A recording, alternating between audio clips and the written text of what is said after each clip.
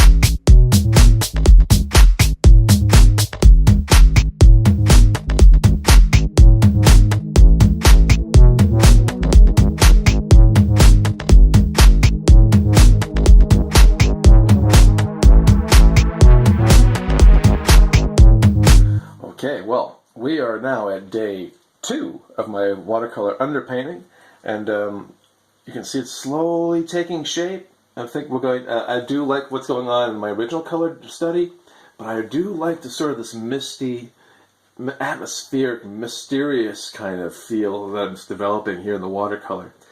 And I think we'll nurture that along a little bit and see where that goes. The fun thing about color studies is that you can react to them. You know, you can decide, do I want to keep it in that direction? Do I want to push it one way or another? Do I want to change the drawing? You know, you have, doing these paintings in stages gives you lots of opportunities to make changes that you feel are going to make it for a better story. So, well, here we go. I'm going to move on to day 2 of the watercolor washes, and then once I think we're at a point where I can seal it up, we'll seal it. And then we'll work in oils on top, and we'll see how this painting takes shape. All right, onwards to day 2.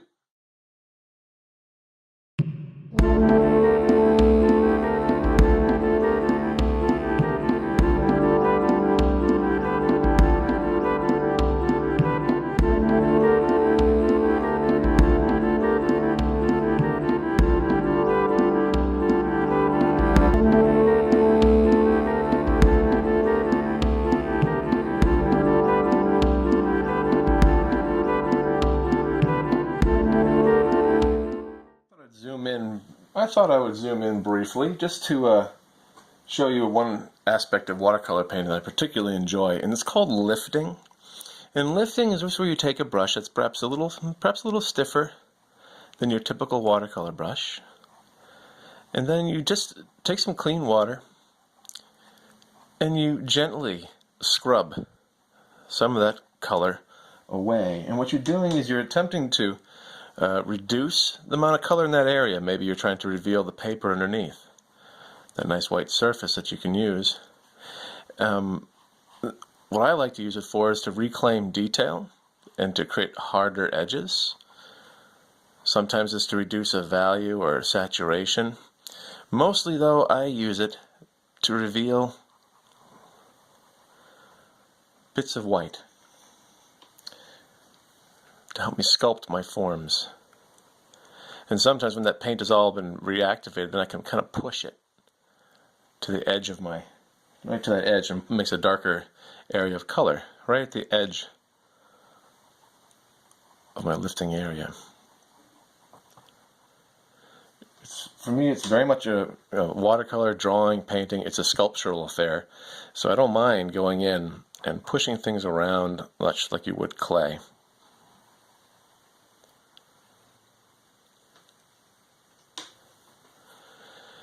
And I'm not going to go crazy with it because I do want to, there's be plenty to do once I get into the oil painting stage. But I think I'm going to use some of this time to create some of the textures of the trunks of these trees that are growing in the grove on our shoulders. And you can see how I'm even basically sculpting the branches and the trunks, picking out maybe highlight areas, creating a sense of the texture. And nothing's written in stone. I can always reclaim this area, repaint this area if I don't like what I've done. You can go back and forth this way, and you can do it for quite a while. I mean, this watercolor is pretty much endlessly workable. I think some people get a little bit nervous around watercolor. It is a challenging medium, but it's not as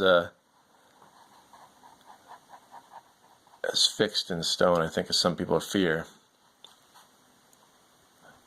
Of course, there's every possibility I'm using watercolors incorrectly, but I have to say I like working in this way. And this technique that I'm showing you in this video, where I'm painting my oil paints, doing my oil painting on top of sealed watercolor, it's kind of experimental for me. I learned that a number of oil painters do work on illustration board, which surprised me at first. It didn't occur. I always associated oil painting with hardboard, like MDF, for instance, or canvas, or birch panel, or something more formal like that. But canvas is a relatively recent painting surface. Most oil painting was conducted on wood panel, birch, things of that sort. I believe the Mona Lisa is on just such a surface. And canvas is a relative newcomer to the oil painting scene by comparison.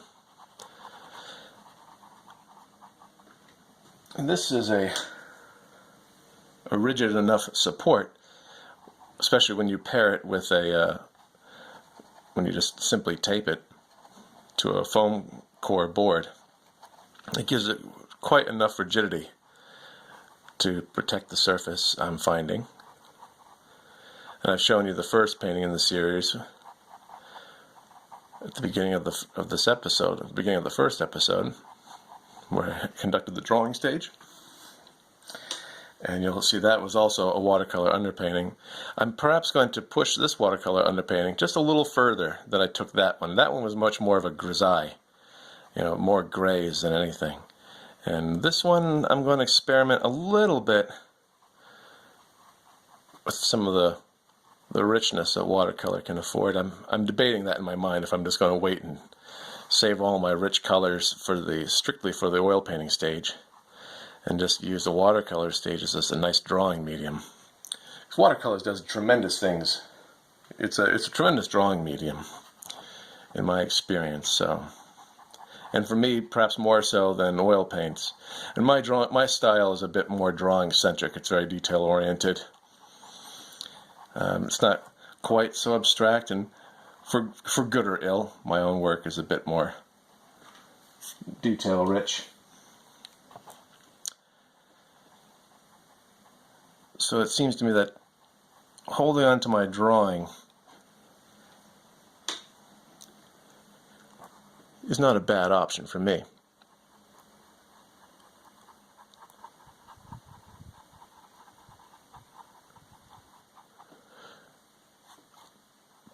Perhaps your own work is a more abstract style and maybe this kind of labor-intensive approach isn't for you. I would still, of course, suggest that one could play around with the potential of watercolor as an underpainting medium.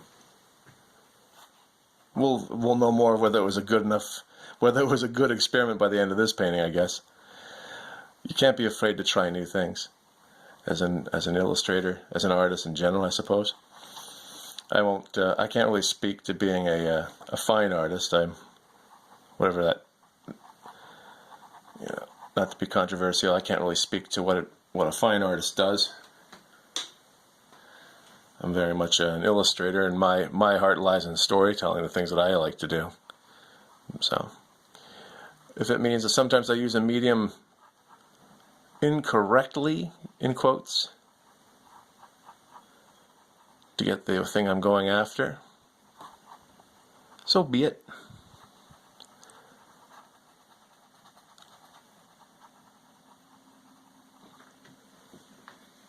But you can see how this is a pretty reasonable tool set for developing nice details on the fly.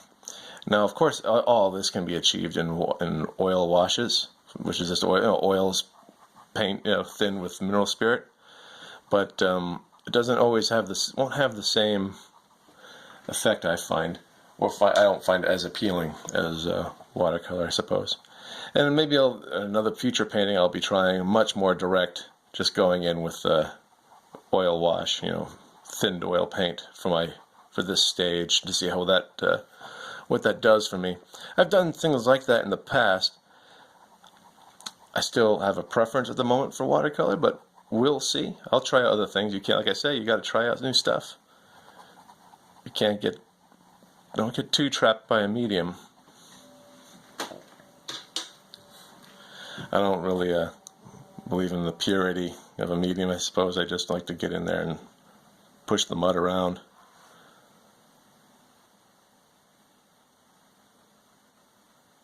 And at the end of the day, what I'm really trying to do, perhaps more so than make a pretty image, is to convey a narrative of some kind.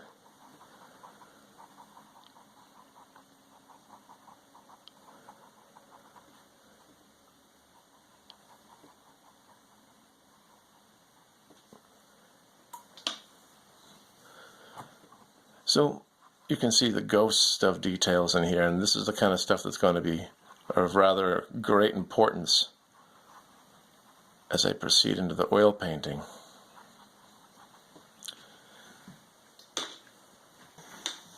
Not merely being lifting anymore.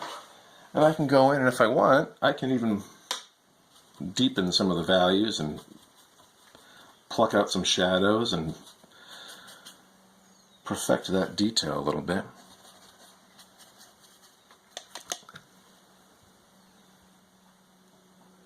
So I've established the presence of some kind of a negative space, dark negative space shape in here. So I'm just going to pick it out. Formalize it a little bit.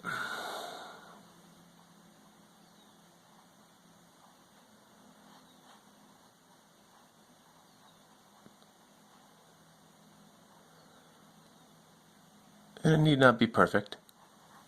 Like I said, this is underpainting. Everything's underpainting until you're finished. And I credit that statement to one Gregory Manchess, who is a brilliant painter.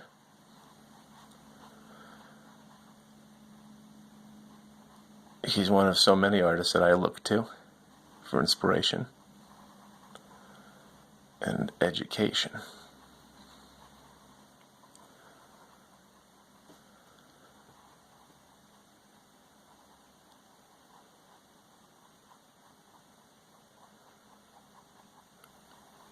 Now, I'm not afraid to let details merge together if they're of a similar value and color. That's called shape welding. Thank you, Mr.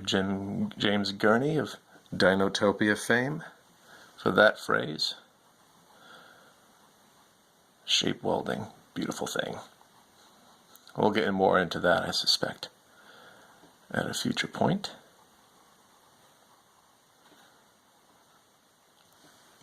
So let's leave. I will now return you to a speed video of this process. I hope you like this brief interlude. We begin.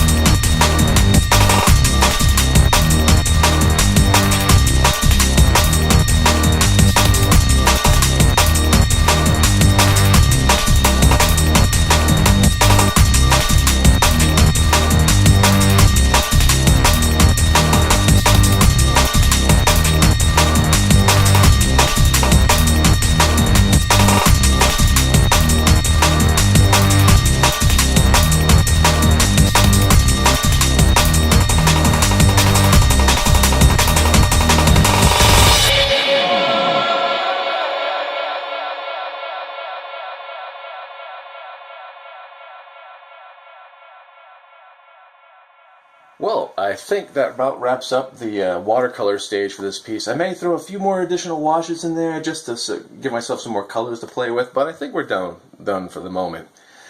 So I'll just sign off for today, and I guess what will happen next, and I'll make sure to film this for you, I will spray fix this and then seal it with probably some acrylic medium, and then we'll proceed to the oil painting stage of this production. And thank you so much for tuning in today, and I hope that you will like this video, and subscribe to the channel here at Jeremy McHugh on YouTube, and don't be afraid to check out my Patreon page at patreon.com/Jeremy McHugh. And all right, you take care, and I'll see you at the next installment.